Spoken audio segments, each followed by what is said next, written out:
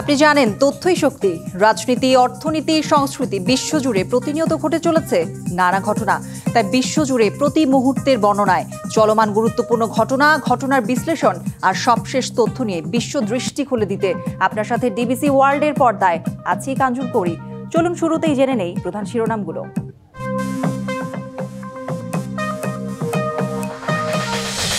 শেষ মুহূর্তেও ব্যয় সংক্রান্ত বিল পাশে ব্যর্থ, অচলাবস্থায় যুক্তরাষ্ট্রের সরকার, গণছাঁটাই হবে হাজারো কর্মী, ট্রাম্পের হুমকি।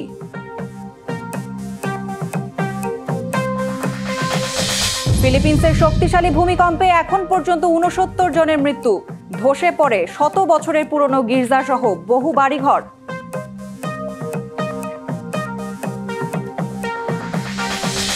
এবং যুদ্ধবিরতির প্রস্তাবের মাঝেও গাজায় ইসরায়েলি হামলা, একদিনেই নিহত ২৩।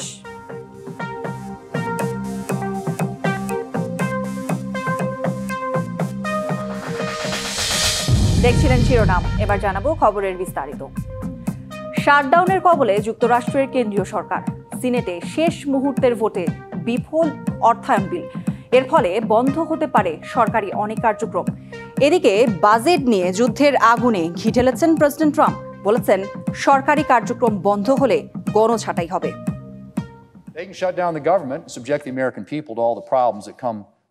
যুক্তরাষ্ট্রের সিনেটে ভোটে হেরেছে বাজেট প্রস্তাব, এ নিয়ে বিপাকে কেন্দ্রীয় সরকার। এই পরিস্থিতিতে মোটেও বিচলিত নন মার্কিন প্রেসিডেন্ট ডোনাল্ড ট্রাম্প। সরকারি কার্যক্রম বন্ধ করে গণছাঁটাইয়ের হুমকি দিয়েছেন তিনি। সরকারি কার্যক্রম বন্ধ করতে শাটডাউন হলে তার জবাব দেয়া হবে। গণছাঁটাইয়ের শিকার হবে হাজার হাজার কর্মী। অবশ্য এটা আমরা চাই না। তবে এই ঘটনা নিয়ে পাল্টাপাল্টি দোষারোপ চলছে রিপাবলিকান ও ডেমোক্রেট আইন প্রণেতাদের মধ্যে। ডেমোক্রেটরা কোনো অচলাবস্থা চায় না। আমরা দুই দলের সমঝোতার জন্য রিপাবলিকানদের সাথে কাজ করতে প্রস্তুত। এদিকে ডেমোক্রেট রিপাবলিকান দ্বন্দ্বে এই শাটডাউন হবে ২০১৮-১৯ সালের পর প্রথমবার। আর শাটডাউন কার্যকর হলে আইন শৃঙ্খলা বাহিনী ছাড়া অন্যান্য সব কার্যক্রম বন্ধ হওয়ার শঙ্কা রয়েছে। Nahida Rinthi, DBC news desk. যুক্তরাষ্ট্র দেখতে চলেছে এক বিশাল অচলাবস্থা। ফেডারেল সরকারের কার্যক্রম আপাতত বন্ধ হওয়ার এক সিদ্ধান্তে থমকে গেছে এয়ারপোর্ট থেকে শুরু করে ন্যাশনাল পার্ক। যুক্তরাষ্ট্রের বাজেট নিয়ে রিপাবলিকান ও ডেমোক্রেটদের দ্বন্দ্বের জেরে থেমে গেছে ফেডারেল সরকারের কার্যক্রম। এক রাতের মধ্যেই এর প্রভাব পড়তে শুরু করেছে মার্কিনীদের জীবনে। বিবিসির এক প্রতিবেদন বলছে, প্রথম ধাক্কা আসবে বিমান খাতে। আগের অভিজ্ঞতায় দেখা গেছে শাটডাউনে অনেক কর্মী কাজে আসেননি, তাতে ঘণ্টার পর ঘণ্টা বিলম্ব হয়েছিল। এবারও আশঙ্কা একই। বিদেশে ভ্রমণ করতে ইচ্ছুক নাগরিকদের জন্য বাড়বে ভোগান্তি। পাসপোর্ট ইস্যুতে মুখোমুখি হতে হবে লম্বা সময়ের। প্রতিবেদনটি আরও বলছে, প্রায় ৮ লাখ ফেডারেল কর্মী এখন বেতনহীন অবস্থায় পড়বেন। অনেকেই কাজ ছাড়াই বাড়িতে থাকবেন, আবার কেউ বাধ্য হয়ে দ্বিতীয় চাকরি খুঁজবেন। আমেরিকার বয়স্ক ও নিম্ন আয়ের মানুষের জন্য স্বাস্থ্যসেবা, মেডিকেয়ার ও মেডিকেড চালু থাকলেও কর্মী সংকটে সেবায় ব্যাঘাত ঘটবে। সবচেয়ে ঝুঁকিতে খাদ্য সহায়তা কর্মসূচি। নারী, শিশু ও নিম্ন আয়ের পরিবারগুলো দ্রুত অর্থ সংকটে পড়বে। বিশ্লেষকরা বলছেন, মার্কিন কংগ্রেসের রাজনৈতিক অচলাবস্থা যত দীর্ঘ হবে ততই বাড়বে সাধারণ মানুষের দুর্ভোগ। তাই আমেরিকানরা এখন অধীর আগ্রহে তাকিয়ে আছেন কখন এই শাটডাউন শেষ হবে। Hasna Akter, DBC news desk. গাজায় ইসরায়েলের হামলায় একদিনে নিহত হয়েছেন অন্তত ২৩ জন, আহত অনেকেই। যুক্তরাষ্ট্রের প্রস্তাবিত যুদ্ধবিরতির পরিকল্পনার মধ্যেও গাজায় অব্যাহত রয়েছে ইসরায়েলি বাহিনীর হামলা। স্থানীয় সময় বুধবার গাজা শহরের পূর্বাঞ্চলের জায়তুন এলাকায় অবস্থিত আল ফালাহ স্কুলে দুটি ক্ষেপণাস্ত্র হামলা চালায় ইসরায়েলি বাহিনী। স্কুলটি কয়েক শত বাস্তুচ্যুত মানুষের আশ্রয় কেন্দ্র ছিল। এছাড়া দারৌজ এলাকায় একটি বাড়িতে ইসরায়েলি হামলায় ৭ জন নিহত এবং অনেকে আহত হয়েছেন। নুসাইরাত ও বুরেইজ শরণার্থী ক্যাম্পে দুটি বাড়িতে বিমান হামলায় আরও ৩ জন নিহত হয়েছেন। এদিকে গাজার পশ্চিমাঞ্চলে অবস্থিত আল শিফা হাসপাতালের চত্বরে একটি গণকবরে ১১টি অজ্ঞাত মরদেহ দাফন করা হয়েছে।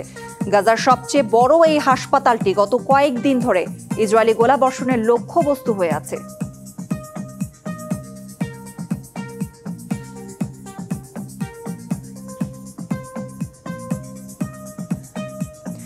যুক্তরাষ্ট্রের সঙ্গে 4 মাসের যুদ্ধবিরতি ভেঙে 13টি মার্কিন কোম্পানির উপর নিষেধাজ্ঞা জারি করেছে ইয়েমেনের হুথি গোষ্ঠী।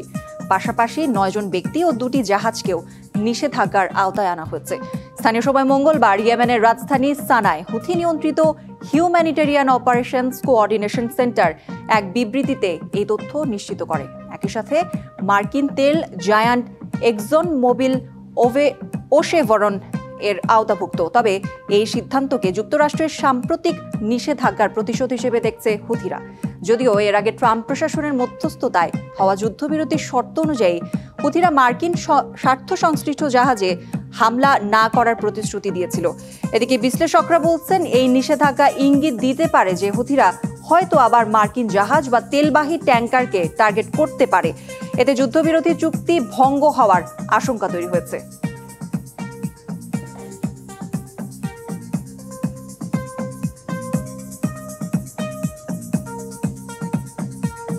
রোহিঙ্গা সংকটের সমাধান মিয়ানমারেই রয়েছে বলে মন্তব্য করেছেন জাতিসংঘের শরণার্থী বিষয়ক হাইকমিশনার ফিলিপ্পো গ্রান্ডি।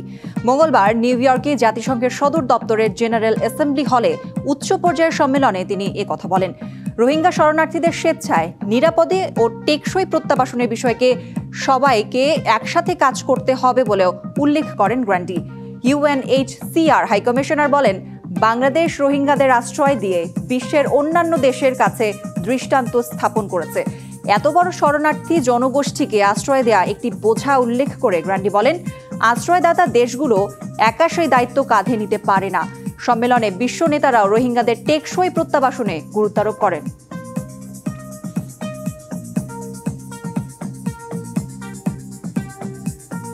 যুদ্ধাপরাধ ও রাষ্ট্রদ্রোহের দায়ে আফ্রিকার দেশ ডেমোক্রেটিক রিপাবলিক অফ কঙ্গোর সাবেক প্রেসিডেন্ট জোসেফ কাবিলাকে মৃত্যুদণ্ড দেওয়া হয়েছে দেশটির সামরিক আদালত। M23 বিদ্রোহীদের সহায়তার অভিযোগে তার অনুপস্থিতিতেই সামরিক আদালত এ রায় ঘোষণা করে। অভিযোগের মধ্যে ছিল মানবতাবিরোধী অপরাধ, খুন, যৌন নির্যাতন ও বিদ্রোহ উস্কে দেওয়া। তবে আদালতে উপস্থিত না থেকেও কাবিলা সব অভিযোগ অস্বীকার করেছেন এবং আদালতকে দমন নীতির হাতিয়ার বলে আখ্যা দেন। তার বর্তমান অবস্থান অজানা। 54 বছর বয়সী জোসেফ কাবিলা টানা 18 বছর ধরে কঙ্গো শাসন করেছেন। 2001 সালে তার বাবা লরা কাবিলা নিহত হওয়ার পর তিনি ক্ষমতায় আসেন।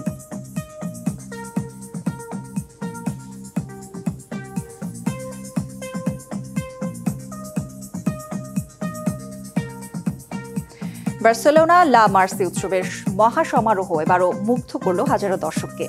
রাত নামতেই ড্রাগন, দানব আর আতশবাজির ঝলকানিতে মাতল বার্সেলোনা শহর। লোকজ ঐতিহ্যের রঙিন আয়োজনে বিশ্বজুড়ে পর্যটকদের টেনে আনলো বার্সেলোনার লা মার্সে ফেস্টিভ্যাল।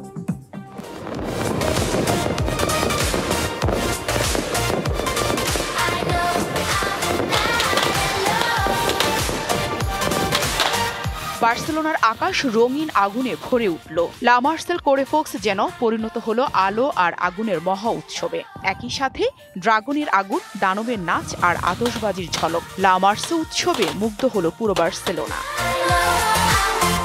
এদিকে আতশবাজির ঝলকানি আর হাজারো মানুষের উচ্ছ্বাস, এটাই বার্সেলোনার লা মার্সে উৎসবের প্রাণ কোরেফোক্স। হাজারো দর্শক মুগ্ধ হয়ে দেখেন আগুনের ড্রাগন আর দানবের নানা ঢঙের নাচ। এটি শহরের জনপ্রিয় সংস্কৃতি এবং এক আনন্দের মুহূর্ত।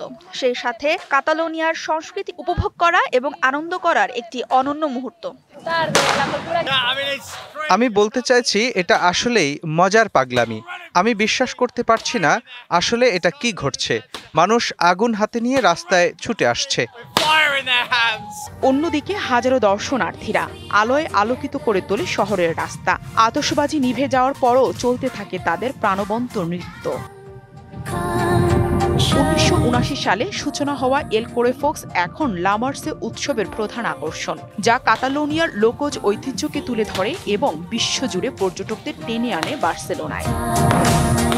Nahida Rinthi, BBC news desk.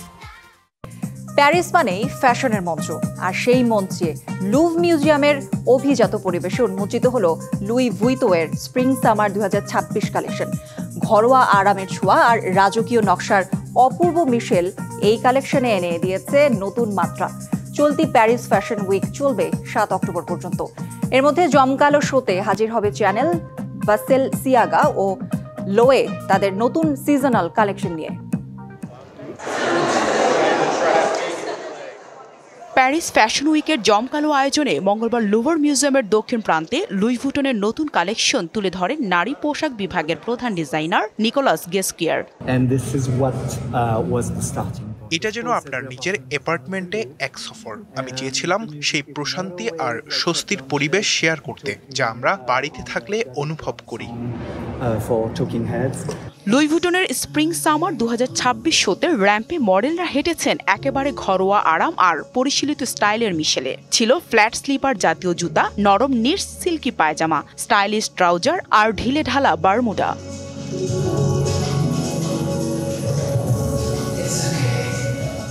তবে এবারের শোয়ের সামনের সারিতে অতিথি হয়ে উপস্থিত ছিলেন কে পপ তারকা ফিলিক্স আর লিসা। পাশাপাশি উপস্থিত ছিলেন অভিনেত্রী জেন্ডায়া এবং এমা স্টোনও। এদিকে এই শোটি অনুষ্ঠিত হয় এক সময়কার ফ্রান্সের রানী অ্যান অফ অস্ট্রিয়ার গ্রীষ্মকালীন অ্যাপার্টমেন্টে। ঐতিহাসিক সেই স্থাপনাকে নতুনভাবে সাজানো হয় আর্ট ডেকো আসবাব আর ঊনবিংশ শতকের ভাস্কর্যে। তবে ফ্যাশন ডিজাইনার নিকোলাস গেস্কিয়ার 2013 সাল থেকে লুই ভুটনে নারীদের পোশাকের নেতৃত্ব দিয়ে আসছেন। পুরো ফ্যাশন ইন্ডাস্ট্রিতে যখন নতুনত্বের ঢেউ বইছে, তিনি এখনও একই জায়গায় আস্থার প্রতীক হিসেবে কাজ করে যাচ্ছেন। Nahida Rinthi, DBC news desk. DBC ওয়ার্ল্ডে এই ছিল এখনকার মতো। ডিবিসি নিউজের সংবাদগুলো পড়তে ভিজিট করুন dbcnews.tv আর ভিজিট করুন ডিবিসি নিউজের ফেসবুক পেজ এবং ইউটিউব চ্যানেল। ডিবিসির সঙ্গেই থাকুন।